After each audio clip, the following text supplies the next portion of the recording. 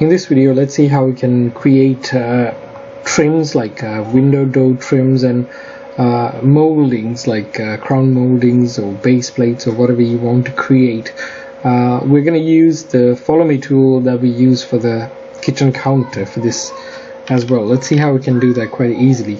So the first thing that you need is a profile. So I'm just going to use this this edge just to create a basic profile, and let's see, something like that. Oh, it didn't work as I wanted to. So let's see. There you go. There we go. So there. And this one's going to be quite rough, but it should work for our purpose. And I'm gonna just do. It might not be. Yeah, let's just. I'm gonna just do a pencil. And there we go. And that's gonna be the profile that I'm creating. Sorry. Where did that go? So this is the profile that I just created, and you can bring it from outside, and it doesn't have to be created here. You can bring it from outside as well.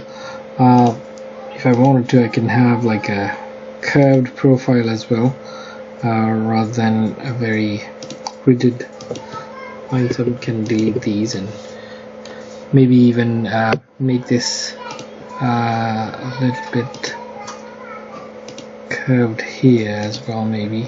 There you go. I think that's just too much detail, but that's fine.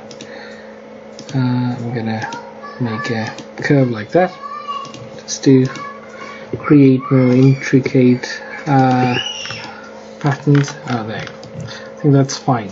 The next thing that I want to do is use my follow me tool. To do that, I need a pathway. So I want this trim, this crown molding, to go on the top of the house. I made this house a group, so I'm going to explore it first. So I have this edge here, and I want this to follow that edge. So I select the edge, then use my follow me tool, and then click on the face, and there we go. You have that trim. So all you need to do really is to select all of the edges. Now this is happening because this face is divided into segments. I should have probably deleted that beforehand, but this is how you create this crown molding. The same way you can create moldings or trims for the windows as well. Like if you have a profile, you just draw the frame around the window and then just select it as a path and use a profile like what we've done here. To create the trim around the window or the door that you create. Another way that you can bring in profiles is by going to the warehouse. So if you click on the 3D warehouse and say trim profile, I already searched for it. So if you go in and say trim profile, there are a bunch of profiles that you can bring in, and it shows you what kind of trim it's gonna or molding it's gonna create, right? So you have different types of profiles that you can bring in and use for your trims and moldings and such. So there are so many different variants, so you can use that to create these trims. It makes it so much easier rather than drawing everything by hand. And if I wanted just to extend this, I can just select this line, press Ctrl to select more lines like this, and then use the follow me tool and click the profile here. Oops. That's because it's taking the outside. So let's undo it, and let me just select. Oops.